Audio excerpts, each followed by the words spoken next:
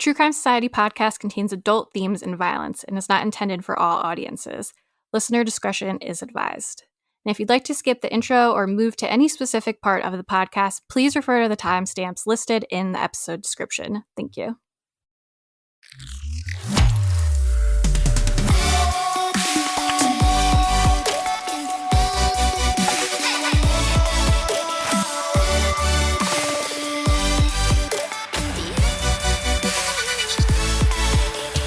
What's up, guys? Welcome back to another episode of True Crime Society podcast with Stephanie and Olivia. It is March 28th right now, still dragging on through March. It's been a tough month, like I've been saying. We're both just going through just these crazy things, but we're almost through it. I'm scared for the next couple days. Like, is there going to be a grand finale? Is it going to be okay? Going out with a bang. Let's hope. Yeah, let's hope that they're going to be okay. I was just saying on Patreon, like before we started recording, I spilled all of my drinks. I had 2 drinks, spilled them completely. It's just been, I know it's not like a big thing to complain about because it's like, you just spilled your drinks, whatever. But yeah, exactly. Just when dealing with everything else, like taking care of baby, we were trying to like catch up on all the house cleaning and stuff that we haven't like caught up on for months today. So it's just been like a chaotic day to begin with. And then I'm trying to rush to start recording and get settled. And then boom, 2 full drinks spill all over the place. Very annoying. It's a shame it wasn't just water because, that's easy enough. But Coke, I just find even if you miss a spot, it gets so sticky and gross. I think it was probably 75% water because the Coke I did actually drink some of. So it was definitely more water than Coke at least, but still there was some Coke for sure. So I have to deal with that after. But anyways, weather here, still cold. We had one nice day that was warm and then now we're back to cold and that's what it does this time of year. And that's why everyone gets sick. Yeah. But I'm hoping it's going to be pretty warm this week. Like I think it's one day it's going to be like 75, but it's going to be like rainy and thunderstormy. So not great. I feel like we are finally in autumn/fall here. Like it's been so hot. The other day it was 31, which I think is 90-ish. So hot. But the last few days it's been quite cool. And I have to say, I am not like I am summer for life. I love summer, but it has been quite nice just to have a little bit cooler. And I found the best thing when it's a little bit cooler is sleeping. It's just so much nicer when it's cool at night and it's not disgustingly humid and gross. But it was a big shock to the system because we had the really hot day and then the next day it was absolutely freezing. It was like up and then that's all like of a how it sudden is down. Here too. Yeah. So I actually did, when you said about getting sick, I did wake up this morning feeling a bit congested. So maybe I hope it's just the change of seasons. Maybe like drier air. Yeah, maybe. But anyway, I'll have to up my vitamin C, eat some oranges or something. Yeah. So this episode we are pre-recording off schedule a few weeks early. Like I think it still only would come out 2 or 3 weeks after we've recorded it because by the time this comes out, hopefully, knock on wood, I will be out on this trip to Disneyland. I've had a few messages this week from people who were saying, like one lady said her niece is also doing Disney, but this week. And so that was really lovely. So hopefully by the time this comes out, I will be on this trip. So we will do Patreon shout outs in our kind of more current episodes. So if you're wondering why you didn't get your shout out, it's definitely coming. But I did want to mention the listener of the week this week. We spoke about Linda I spoke about a woman who approached me in Aldi a few weeks ago during one of our episodes and we were talking about how sometimes people will come up and say hello to us and she messaged on Spotify and she's like, that was me, it's Linda. So she's still listening. I just wanted to say thank you to Linda. I'm so appreciative. Like that's been years now. So it's really nice that some people are really supportive continually and I love to hear it. What's Aldi? Oh, do you not have Aldi there? I think it's grocery store, right? Yeah. You might say Aldi. I just wanted to make sure. Do you say Aldi? I don't know. No. Like I watched because I always watch videos. Aldi. Oh, Aldi, good. Yeah, Aldi is a grocery store. It's like a cheap grocery store where I do the majority of my shopping. I just wanted to make sure it was the same thing because I was like, well, here it's a grocery store. No, it is definitely a grocery store. It's the one where you've got the middle aisle full of all the weird shit that they sell. So yeah. Oh, and so this is the person who came up to you a while ago, not the last one. Like I would say it's probably at least 2 years ago, and she didn't actually come up to me in the store. I could just see her smiling at me, and I thought like, oh, that she was just being nice. And then after I left, I got a message, and she's like, "Was that you and Aldi?" Right. That's why I was asking too because I remembered the last person You Yeah, said no, that same woman. recognized you. You were out. Well, I was out, but she obviously must have heard us talking about it. I can't even remember what episode it was. It was one of the more recent ones where we spoke about it. And so then she sent us a message on Spotify. So I was so happy to see that she was still listening because, people come and Yeah, it's go been and a podcasts while. come and go. So that's been a while. One thing, then we'll get into it because we're like, we have nothing to talk about, but of course here we are still talking. It made me feel a little better because basically about like how listeners go up and down sometimes. Because since having Jack, I actually like listen to way less podcasts. Like you would think I'd listen to more podcasts because it's just something to do. But just like having my headphones on me or getting my headphones, I don't always have them. So all of my podcasts I'm so behind on. So that's what I tell myself now. And if we get like less listeners or something, I'm like, maybe they're just going through it right now and they'll come back when they come back. Yeah. Yeah. See, I like, obviously I'm on a different life stage to you, but I am struggling to find podcasts because I feel a lot of them have dropped off, and the ones like I only listen to true crime podcasts. That's basically what I've said. So I feel like a lot of them have dropped off. So yeah, any recommendations, so definitely send them through on Spotify too. Yeah. So also, because we're kind of all over the shop with recording, it might have been a little while since I've given a book recommendation. So I'll just find out who wrote it so I can actually say it. So one of the most recent books I've read is called Heart the Lover by Lily King. It was a book club book. It was very short. I wanted to read that. So it was very short. Like on audio, I think it was around 6 hours, which is super short. I don't think I've ever had a book that short. And I listened on 1.5 speed. So it was probably even like 4 and a bit hours. When I started, I'm like, this is not great. I have to say, like, I actually had to restart it twice because I just, I don't know if anyone is the same as this, especially on audio. If you're just not paying attention, sometimes you just don't know what they're talking about. And I didn't love the narrator, to be honest. She grew on me a little bit towards the end, but once I finally got into it, I feel like the first third and maybe the last little bit I did not love. The middle I loved, and I got to a point where I was wanting to get into the car and wanting to listen and wanting to find out. I didn't love the ending. I said in our Patreon chat I was disappointed with the ending, but I really thought it was an enjoyable book. It was, when I say enjoyable, it has hard topics like cancer and things like that, relationships. So it is, if that is triggering to you, don't read it. But it was well written and it was interesting, and it's a quick read for someone who doesn't have a huge amount of time. So if that is what you're looking for, I would recommend it. It was a book club book, and I think it got about an average of a 7 or a 7.5, so not too bad. But I would rate the middle bit that I loved probably a 9. The start and the end were average for me. So if you're looking for one, I've heard that's an good easy things read. about it. Yeah, it was good. I enjoyed it. I'll probably never actually get to it, but I did see it and I'd be like, maybe I'll read it. Okay, so we're going to be talking about 2 different cases today. We're going to be talking about the case of Ashley Okland and the case of Beverly Carter, who are both realtors. So for realtors, showing a home is supposed to be routine, but for Beverly Carter and Ashley Okland, it became something much worse. Beverly disappeared after meeting what appeared to be eager buyers, while Ashley was hosting an open house in the middle of the day, both doing exactly what their jobs required. In an industry built on welcoming strangers, their stories reveal how quickly normal can turn into a nightmare. Before we continue on with the episode, we're going to hear a word from our sponsor, Noom. I know that sometimes it can be so hard to know where to start if you want to lose weight. Do you exercise more? Should you change your eating habits? Are there other things that you should be looking at? If you decide that you want to start GLP-1 medication, Noom is the easy way to go about it. We've all heard of GLP-1 weight loss drugs and the side effects that can occur, which I understand is a big concern for many people. But Noom's microdose GLP-1 program takes a different approach. Noom starts you on a smaller dose and then you gradually scale up depending on how your body reacts. But that doesn't mean you still don't lose weight. In fact, Noom found users lose on average 8 pounds in 30 days on their microdose protocol. But what good is losing all that weight if you can't make the results stick? And that's why Noom pairs their microdose GLP-1s with behavior change and coaching so that you can learn healthy habits and make the results stick. The Noom GLP-1 microdose program starts at $79 and it is delivered to your door in 7 days. Start your microdose GLP-1 journey today at Noom.com. That's Noom.com. Noom, micro changes, big results. Noom, the easy way to start a GLP-1 medication. Disclaimers. Initial 3-week subscription and 4 weeks of medication from $79 plus tax and $199 per month plus tax for 12-week subscription thereafter.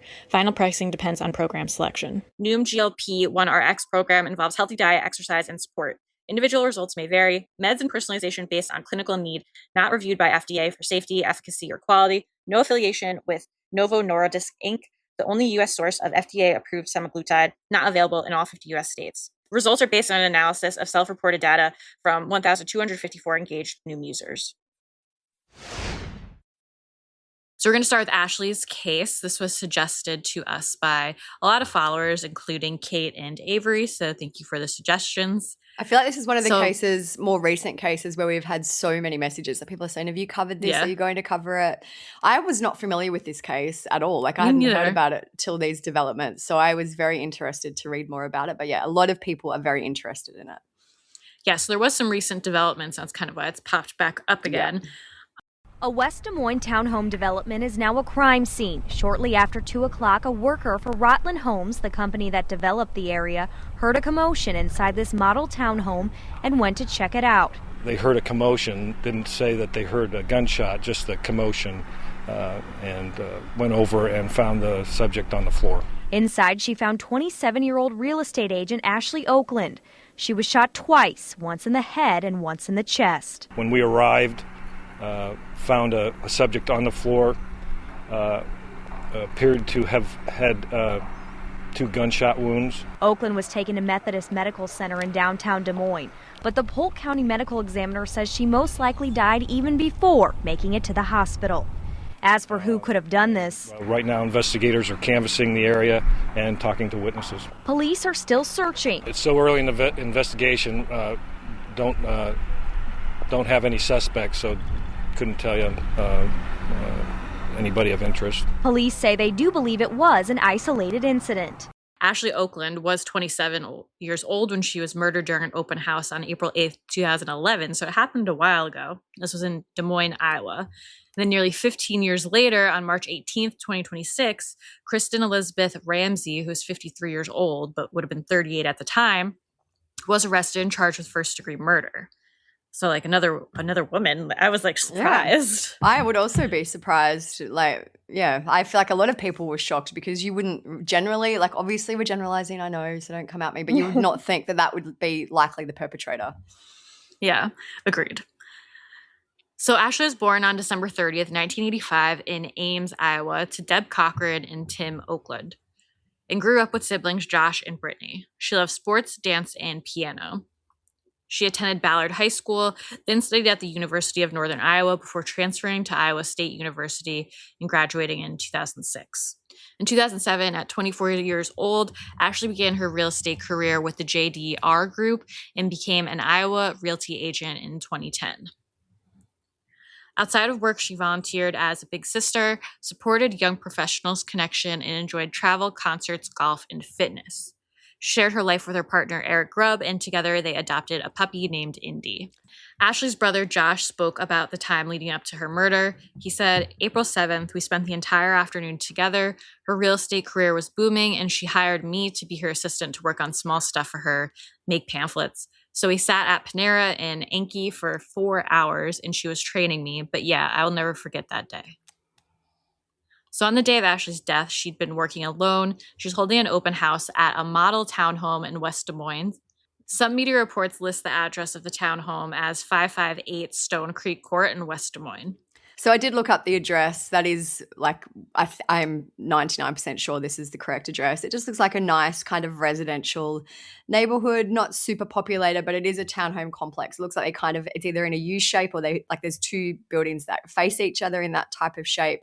So obviously it may not have been totally complete at the time if it was the model townhome, but it just looks like a very nice residential community. Yeah, and you think you'd feel like maybe a little safer, like showing a townhome where it seems like there'd be more people around, unless you're like what you're saying is right, where it was still being built. But it seems like if even if it was being built, you'd expect more people to be around. That's what I mean. Like also, home. I feel like it was absolutely still under construction because it says that we'll get into it, but there was employees of the building company there, so I feel like you would feel pretty secure because you would think, well, there's going to be people around, and also I just feel like maybe. Like there's been a few cases like this where things happen to realtors, which we'll get into, but maybe at that point it was still, it'll be fine, middle of the day. It's not like it's 8 o'clock at night, middle of the day where there's heaps of people around, you would think you would be fine. So according to people, like People magazine, not People, an employee of the building company at Rutland Homes, heard a disturbance inside the townhome and went to check, finding Ashley bleeding on the floor. The employee called 911. Ashley later died at the hospital after being shot twice in the upper body, including once in the chest. So police began a major investigation into her murder. By April 18th, just 10 days after the murder, authorities had received over 340 tips. A $67,000 reward, which was the largest of its kind at the time, was offered through Polk County Crime Stoppers for information. Ashley's friend and fellow realtor, Jen Stanbro, spoke to Axios.com and said, "I wasn't even in my right mind. It felt like a nightmare that you were living day after day after day." Jen said that before Ashley's murder, she never gave much thought to the dangers involved with their work. She said she would often meet strangers in vacant houses, parked in ways that would allow her to be blocked in, and would walk ahead of customers into basements. So you just never really think about it until you have to. Except I feel like I would always be paranoid as a realtor. Yeah, like we bought and sold our house. Like we sold our house and then bought again in 2020, so not that long ago. But even then we had female real estate agents come alone. Like I still feel like it happens because obviously you don't have the employee kind of manpower to go in pairs all the time.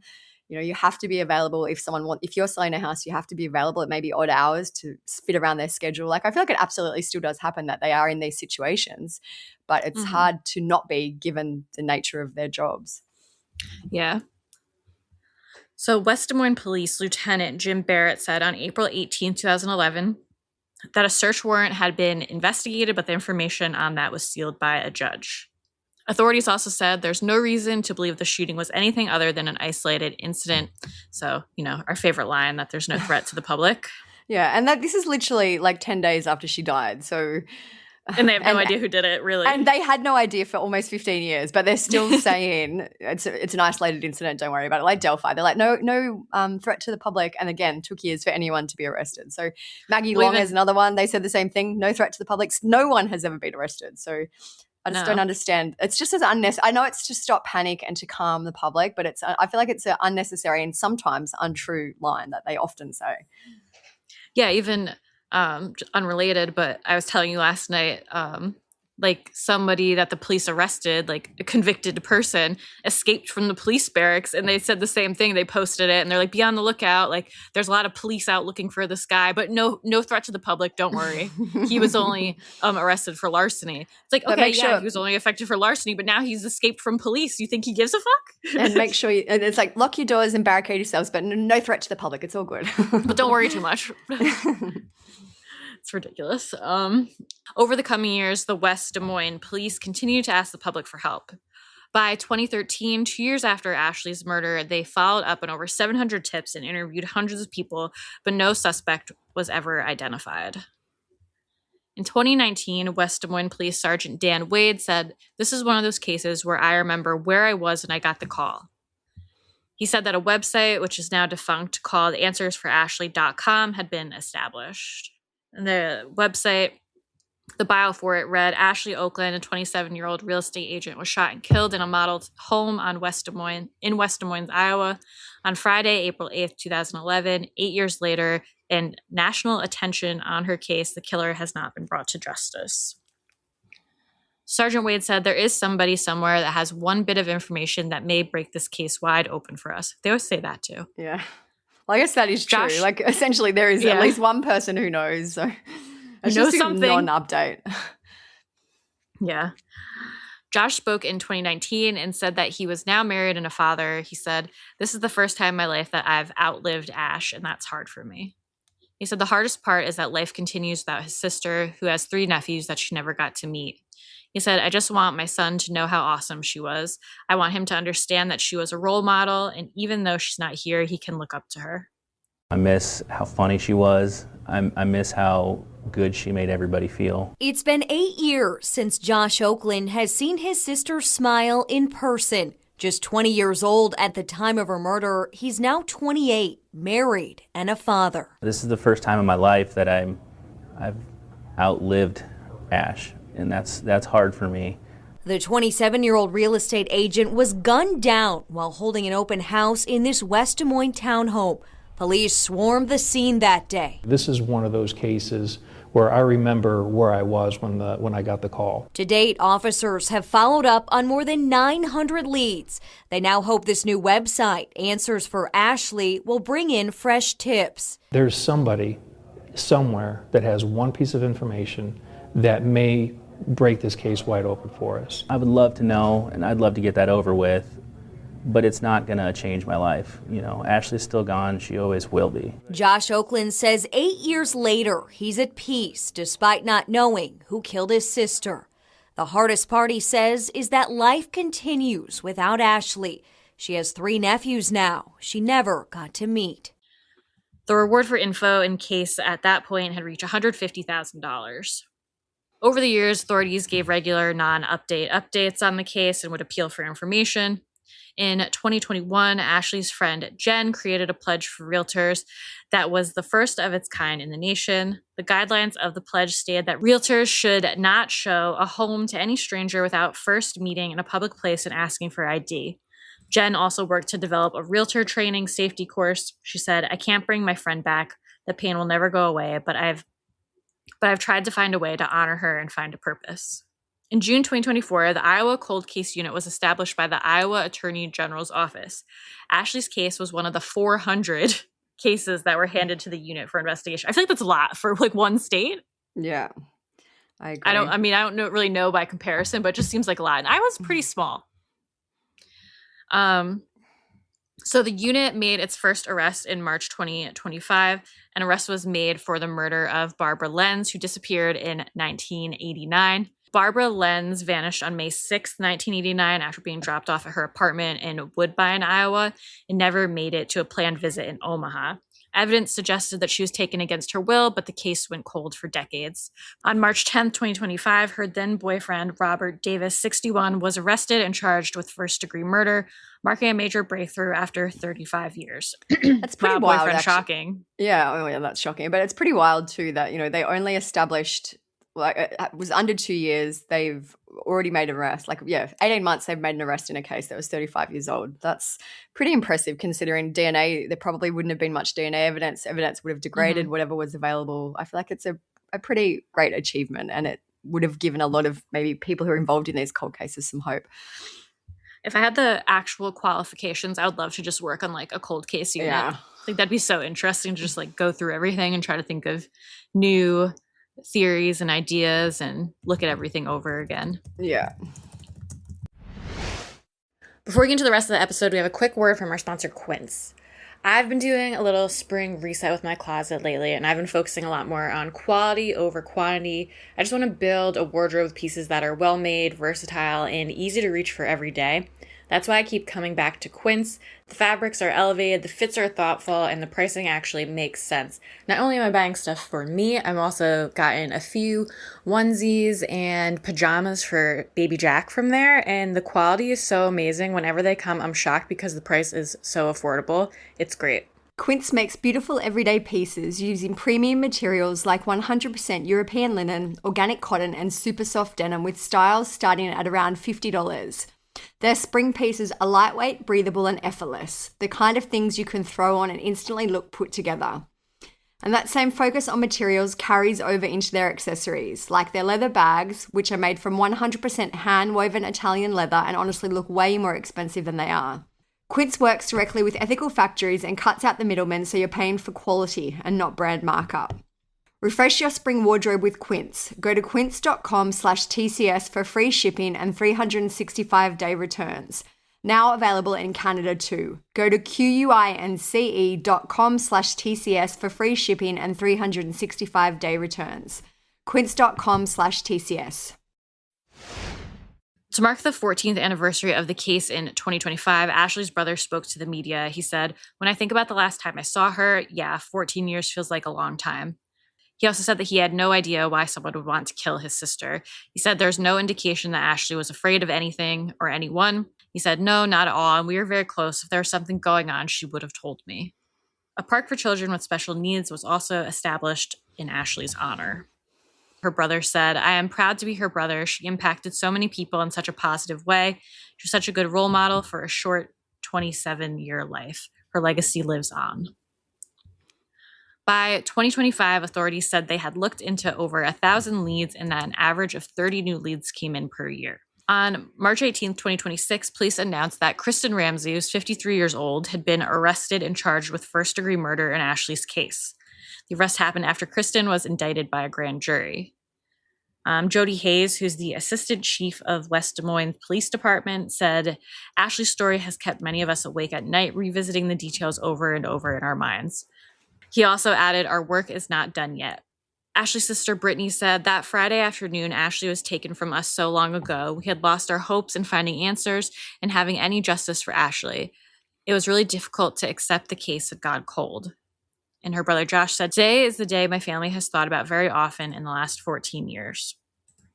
So little information has been made public regarding a motive or any possible connection between Ashley and Kristin. According to Kristin's LinkedIn page, she worked as a sales manager at Rutland Homes at the time of the 2011 killing. So that was the building company that we mentioned. They were in charge of the development and all that. And that was an employee of that company was who found Ashley. So it seems like they were very on site. I wonder, I've never actually seen it written anywhere. If anyone has who the employee was who called 911, if it has been made public, but I wonder if it was Kristin. Imagine if it was. Imagine. Yeah. At the time of her arrest, Kristin was an employee at Midland Title and Escrow, which is connected to the realty company that Ashley worked for when she died. The company removed Kristin from their website after her arrest.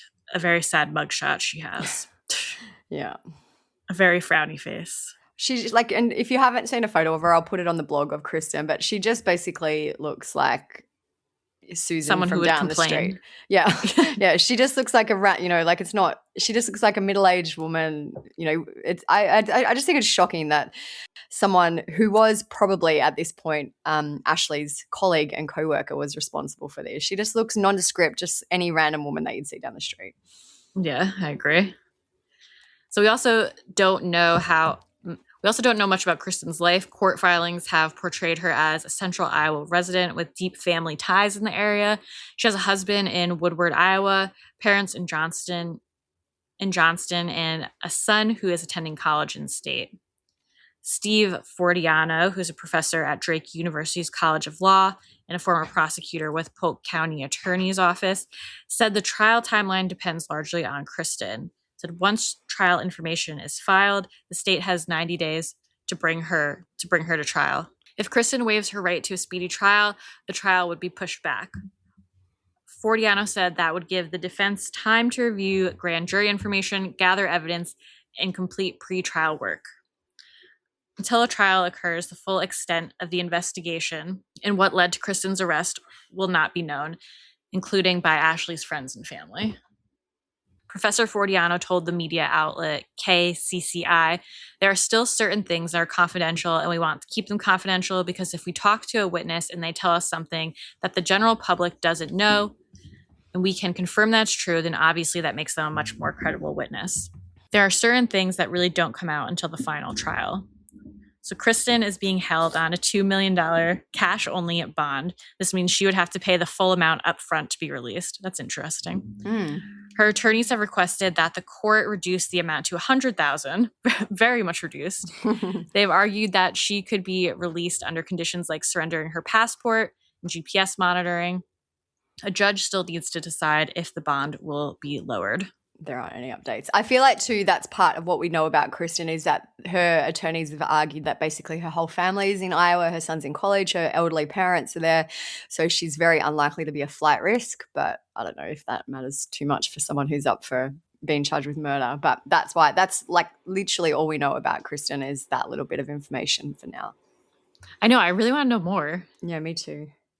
About her and about why, because it just seemed so random and shocking. Yeah.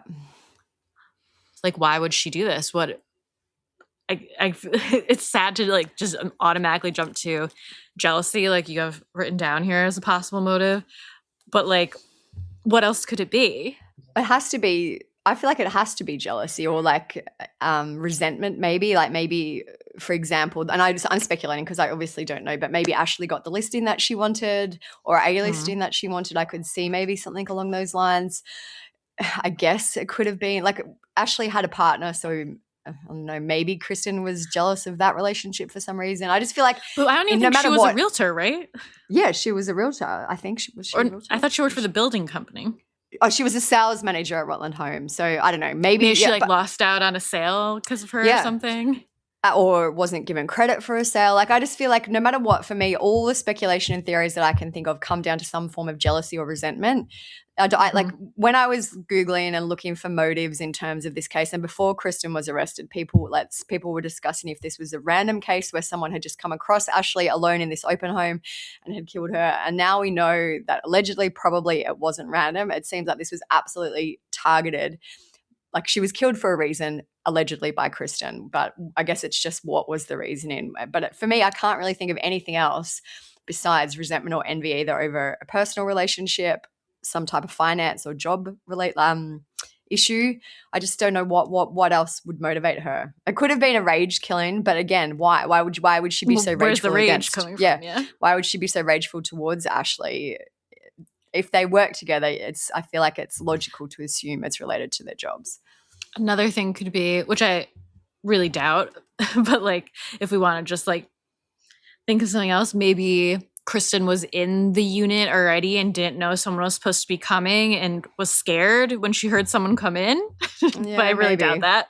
I also feel like if that was the case, surely she would have come forward and said, I really thought this was an intruder. Maybe. I don't think that's the case. I guess either. I'm just throwing it out there. React differently. And she did get away with it for basically 15 years. I want to know how they found her. Like, how did they, what led to her now? Well, it did go to the grand jury. So I feel like they obviously had enough evidence or thought but not they had like enough, a ton. Yeah, to take it to the grand jury to get her indicted. So I can't wait to hear more about how they found her, if she was always under suspicion, because over the years they never really named any suspects publicly. Kristin was never named that I could ever see in terms of being possibly related to this case. That's why everyone was so shocked when it came out of the blue and it was another female who worked in the real estate industry essentially. So, and it's also, it's crazy to think that she's lived so long having murdered someone, just going about her life. That I think she was 38 at the time that she allegedly murdered Ashley. She's now in her, early 50s. Yeah, basically it lived a very large portion of her life out and free. I always wonder with situations like that, I'm like, does that person think about it every day? Are they a little paranoid every day, or do they not even think about it at a certain point? Or are they always kind of looking over their shoulder? I feel like after, and obviously, I don't know, I've never been in that situation, but I would suspect that after a certain amount of time, you'd begin to justify it in your mind. You'd be like, well, I only did it because of X, Y, Z. So I have no doubt the guilt would probably be almost unbearable for most, normal, rational, logical people. But over time, you would to live with it, I think. Yeah, also just the anxiety of like getting caught. I mean, like, are you always kind of just wondering like when they're going to figure out it's you? And when I did start to look into this case, there was a lot of media attention over the years. Basically, every year on their anniversary, there would be a push. Her brother Josh spoke a lot. Jen, the realtor, spoke a lot, her realtor friend. So it wasn't like it just happened and that was it. There was often repeated media attention. So every time that would have happened, I would have imagined that would have been anxiety-inducing. And, for her to have even stayed in the state is pretty wild. I would think that you'd want to get her as far away as you could, but I don't know. Maybe she thought that would be a sign of guilt. Yeah. So the next known court date in the case is set for May 20th, 2026, but of course that's subject to change. Yeah, we'll have to keep you updated because I definitely want to know more about this case. Yeah, they have, and as of the time of recording, there haven't been any updates on the bond reduction for Kristin or anything like that, but we will keep you updated in our stories if there is anything soon. So the second case we're going to discuss is that of Arkansas realtor Beverly Carter, who was 50 years old when she died. Beverly was abducted and murdered in 2014 by a couple that had posed as buyers for a home that she had listed. As some background into Beverly, she was born on December 20th, 1963 in Anniston, Alabama. Her family have said that she was very dedicated to her faith and that she put God first. They said that she loved spending time with her family. She'd been married to her husband, Carl, for 35 years at the time of her death. They had 2 sons together, Carl Jr. and Chad. Beverly also had a daughter-in-law and she had 4 grandchildren as of 2014. Her 5th grandchild was due to be born in 2015. This is just an excerpt from her obituary that I took out. It says, "So adored was she by everyone who knew her. She lived the loveliest of lives and leaves the brightest of legacies." In 2014, Beverly was working as a realtor for Cry Leak Realtors, which I think is how you pronounce it. I've watched a few videos and I'm pretty sure that's how it is. If I've got it wrong, let me know. In the Little Rock, Arkansas area, Beverly had been employed with that company for years. On Thursday, September 25th of 2014, Beverly started out her day on a high note. She apparently won $50 in a workplace competition. The weather was said to be beautiful on that full day, and Beverly had plans to head home after work and have dinner with a husband. Before heading home, Beverly had one last showing scheduled, and that was at 14202 Old River Drive in Scott, Arkansas. The house looks lovely. Like I've had a look at the house listing, 5 beds, 5 baths, 4,000 square feet.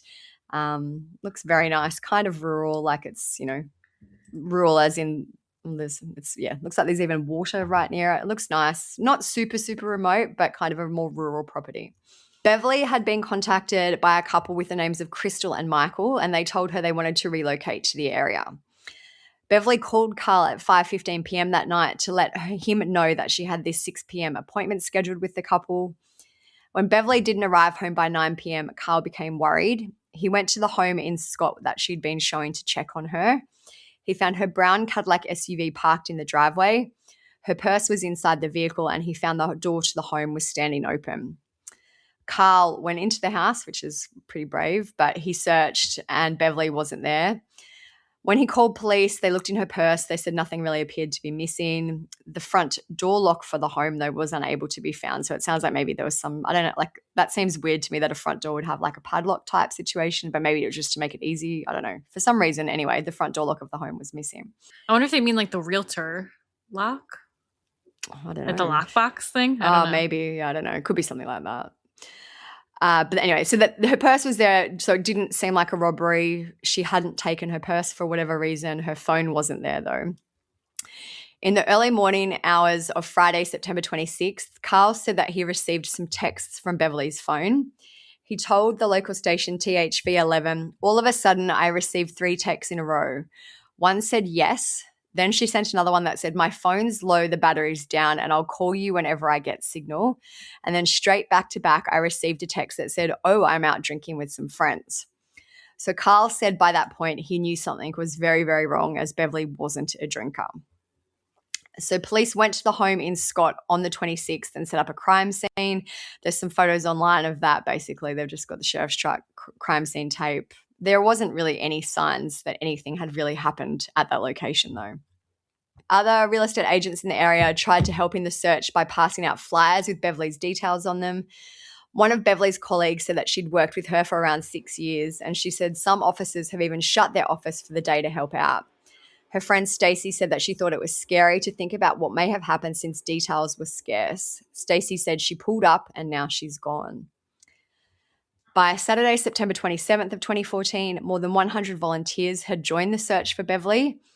David Goldenstein, who was a realtor who also worked with Beverly, coordinated the effort. He helped set up a grid, and he said he developed a plan to search everything we possibly can. There's photos of people, I guess her friends and volunteers, standing on the side of the road holding up pictures of Beverly to cars that pass by. Like they all seem to really have joined together to try to help to find her. Mm-hmm. David said, we expect we will get information today. My expectation is to find Beverly and to find her okay, but time is of the essence. Another colleague of Beverly's named Susan spoke about how she'd helped investigators access Beverly's computer, which blew my mind because surely this should be investigation 101, how to access the computer. But anyway, I guess maybe they had the passwords written down and it was just easier for them to do that. Yeah. She said it's just on and we're trying to find clues. We're trying to find clues and someone's going to find her alive. That's the only call that we want. By Sunday, September 28th, 2014, so this investigation did move very fast, a warrant had been issued for the arrest of Arron Lewis, who was 33 years old. He was initially charged with kidnapping in Beverly's case because she wasn't found by that point. Lieutenant Carl Minden from the sheriff's office said investigators had pegged Arron as a person of interest when he was involved in a vehicle crash. He'd been taken to a hospital for treatment in Little Rock on the Sunday morning. At some point, while authorities believed he was getting a CT scan, he left the facility and hadn't been located. It wasn't revealed at the time how authorities had linked Arron to Beverly's case, though. Lieutenant Carl Minden said, we do consider him dangerous based on the nature of the charge and based on the fact that we haven't located Beverly. He went on to say, we need him. The best person that can help us find her right now is Mr. Lewis. So Arron did have an extensive criminal history, including felony theft of property convictions. So not a great guy. No. Arron was found and taken into custody the next day, Monday, September 29th. He was questioned over a 12-hour period. He did admit to kidnapping Beverly, but wouldn't say where she was. So either on the night of September 29th or the morning of September 30th, either way, it was kind of in the early morning, late evening hours, Beverly's body was found in a shallow grave on a property in Cabot, Arkansas. This discovery happened after investigators got a, quote, major break in the case that led them to a concrete business in the area. Lieutenant Minden said they obtained permission to search the property. During the search, they did find a shallow grave towards the back of the property. After they uncovered it, it was positively identified as Beverly Carter. Arron was taken to jail on September 30th, and he told reporters that he did not kill Beverly. There's actually a video of this on the blog. We might put a clip in if we can, if it's clear audible enough. If it's audible, we'll put a clip in here. He did say, though, he had targeted her. So this is what he's like telling the media. He's wild. He's just not shot in his mouth as he's being transported to Seems like a real prison. dirtbag. Yeah, but he told them that he had targeted Beverly as she was a woman that worked alone, a rich broker. So Lieutenant Minden did say, why did he pick her? Why did he have to do what he did? There's a lot of things we'll have to piece together. So at the time, Arron did tell authorities that he had a co-worker, a colleague, or a co-defendant in this case named Trevor. Lieutenant Minden, though, disputed this. He said, Arron is the only suspect we have in the case, and at this point, the only person we're going to be looking for.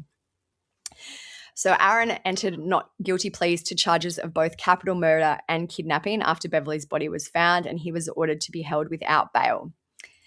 Captain Simon Haynes spoke to the media on October 1st of 2014. He said that they had used cell phone data to help find Beverly's body. The grave where she was found was around a half hour's drive away from the home that she was showing. Captain Hayes would not specifically say if he believes Arron was the one to text her husband Carl from her phone hours after he abducted her, but he did hint that devices connected to her phone helped investigators in their search. So it seems like that Probably was Wi-Fi or something. Yeah, or a ping or something like that. So it seems like that those texts really helped the investigation. On October 30th of 2014, Arron's wife, Crystal Lowery, who was 41, was arrested in regards to the case. She was also charged with both kidnapping and capital murder. Lieutenant Minden spoke about the new developments. Even though he said Arron was the only person they were looking for, obviously as the investigation progressed, they determined that Crystal was also involved. And it's interesting too because the couple who Beverly was going to meet were Crystal and Michael. So Crystal gave her real name, which was ridiculous. But anyway. Lieutenant Minden said this investigation never stopped, and we've kind of said that all along. It's sealed, but our investigators have been continuing to work on it. I've said numerous times we've had tips and leads, just tons of them to finish working out. We've had suspicions all along. This is just something that through the investigative process, they just happened to wrap up today and managed to get the warrant for the kidnapping and capital murder and serve it today. So in 2015, Arron was permitted to dismiss the attorney that had been assigned to him so that he could represent himself during legal proceedings, which always goes well, as we know. This is some information from an article about that incident. He said in court, I would like to terminate my lawyer. I do not wish for Mr. Hensley to continue representing me. I've told him a number of times he's been discharged. The judge asked Arron if he would be able, asked him a bunch of questions to determine if he was able to represent himself and was competent to represent himself. Arron told the judge that he had some college education and he can read and write, and he does have legal experience because he won a lawsuit against Benton County. So great. What a smug dickhead. I said we got to start saying smug more again. So in 2015, Crystal pled guilty to first-degree murder and kidnapping as part of a plea deal. She agreed to testify against Arron. And as part of the plea deal, the more serious capital murder charge was reduced and she was given a 30-year sentence. So Arron's trial ended up beginning in January of 2016. Crystal did testify, and she said that the plan had been for Arron to kidnap Beverly and keep her in an abandoned office building at the concrete plant while they made some ransom demands. But the couple were unaware that changes had been made at the plant that would make the plan impossible. So that kind of indicates that wherever they were planning to hold her wasn't available for some reason. And when they got there, they had to improvise and make another plan. I just think it's so crazy all the time that you could find multiple people willing to like go along with this. Mm-hmm. Like, you know, like two people are like, okay, we could do this. Yeah. Because I always wonder, like, how did XYZ ever think they were going to get away with it? But then for two people to think they could get away with it is And how does just it even come up in diabolical. conversation? Yeah. So Beverly was tied up in the trunk of the car. They then had nowhere to go. As I mentioned, Arron was forced to improvise. Crystal testified that she said, "Where are you going to take her? Because I don't want her at the house." He didn't have anywhere to take her and he was driving around, and he said he could get pulled over at any moment and he needed to get off the road. So Arron did take Beverly to his house. The couple kept her bound with duct tape in the bathroom. Crystal was left to guard her with a stun gun while Arron went back to the abduction site to retrieve her purse and her bank card. So this just shows you this was all sloppy, so poorly planned. Like, I don't know. I just feel like if you were going to try and carry out a plan like this, wouldn't you do some reconnaissance and go and check the site is suitable and all this stuff? Anyway, clearly they had none of that. It also just makes me like, I'll say more at the end, but just like so sad how long and drawn out Terrified, it was for yeah. her. She must have been so scared for so long. I agree. By the time Arron got back to the property, though, law enforcement were already there, so he had to leave empty-handed. Prosecutors said the couple forced Beverly to record a 12-second ransom message in that she begged her husband to cooperate or it could be bad, but Carl didn't actually get the message until Beverly was found dead. So the couple decided to abandon the ransom plan and get rid of Beverly instead, fearing that she may have seen Arron's face and that she also may have seen prescription bottles in the bathroom that had Crystal's name on them. So again, part of this shitty, awful plan. Mm-hmm. They wrapped her head in duct tape and let her suffocate to death while her hands were tied before her back. While her hands were tied behind her back. So just a horrible, long, torturous death, along with just being terrified after being kidnapped and bound. To die a death like that is just horrific. It's so sick, like that you could do that to someone and just let them die slowly and horribly. Like, yeah, if you really, not to just be like, if you have to do it, but like at this point, just put her out of her fucking misery. Like, and the fact that she actually did nothing to these people, they only picked her because they thought she had money. She didn't know these people from a bar of soap. So just to have such, so scary. Yeah. It just like, it's like, I don't know when I say it's random, they did pick her for a reason, but she didn't know them. She had no inkling that this could have happened. It wasn't like it was someone who had a grudge against her. They just picked her for the opportunity and let her die a horrible, horrendous, slow death. The prosecutor, Barbara Mariani, said in her opening statements at the trial that she died a horrible, terrifying death that no one deserves. Beverly loved her life, and the last thing she experienced was unspeakable terror at that man's hands. So the defense were the worst. They tried to argue that Beverly had never been abducted and that she'd gone willingly as part of a sexual encounter. This makes me so mad. Like rage. I know. Rage in my chest. This shit. I know they're just doing their job, but it's just so undignified and, victim blaming and just horrible. And disgusting. Like, yeah, I know it's their job too, but it makes me so mad. The defense attorney, Bill James, tried to argue that Beverly may have died while having consensual sex with Arron, and he tried to portray her as a woman who was having a midlife crisis and was living a secret life. The attorney said that Beverly was suffering from both financial and marriage issues. He said her real estate career was, quote, in the toilet. He went on to say, we've got to look at this truthfully, not from a fantasy. Beverly was making bad decisions at this point in her life. So her husband, Carl, if I was her family, I know, I would lose my fucking mind. And the thing is too, like everyone has things that go on behind closed doors. So now the family have to deal with the death of their mother/wife, the horrible murder of her, plus bringing out their dirty laundry, because Carl did take the stand. He did admit that early in their marriage there had been an affair on his behalf and that they had once had a physical altercation. He said, though, that they were on very good terms when Beverly was murdered. So, just dealing with the grief, the stress of the trial, and then you have to get up there and admit these things, that are horrible and nobody else's business in front of everyone. And just gross because, like, it really was this random choice of her by Arron and Crystal. Mm-hmm. And the defense is trying to make it seem like she almost asked for it in a way, like she was communicating, as if Beverly was going to want to hook up with gross Arron. Yeah. No. So jury selection began in the trial on January 12th, 2016, and the whole trial was done by January 15th, so a matter of days. After deliberating for less than an hour, the jury found Arron guilty of capital murder. He was sentenced to life in prison without parole. Good riddance to him. After his mother's death, Carl Jr. founded the Beverly Carter Foundation to honor his mother and to continue to create awareness about the dangers of a profession that is often done alone. The work had given him a new passion to help others, he said. He said, this really pushes me forward because when people confide in you in the ways they've been victimized, harassed, stolen, you really want to get to work and help them. He also said that he became a real estate agent to continue his mum's legacy. In 2020, so just a few years ago, Crystal asked the Arkansas parole board to cut her 30-year sentence in half. She told the board that, surprise, surprise, she had found God and had achieved exemplary institutional adjustment. She asked to continue. She could fuck off too. Yeah.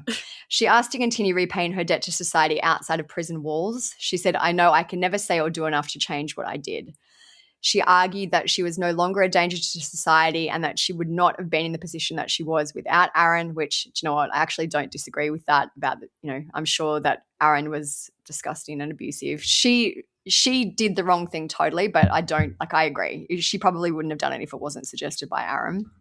I agree too, but just like the fact that you could sit there and let someone slowly suffocate with their face duct tape, their head duct tape, I think that also makes you a psychopath in some way. Yeah. Like I would never be able to do that.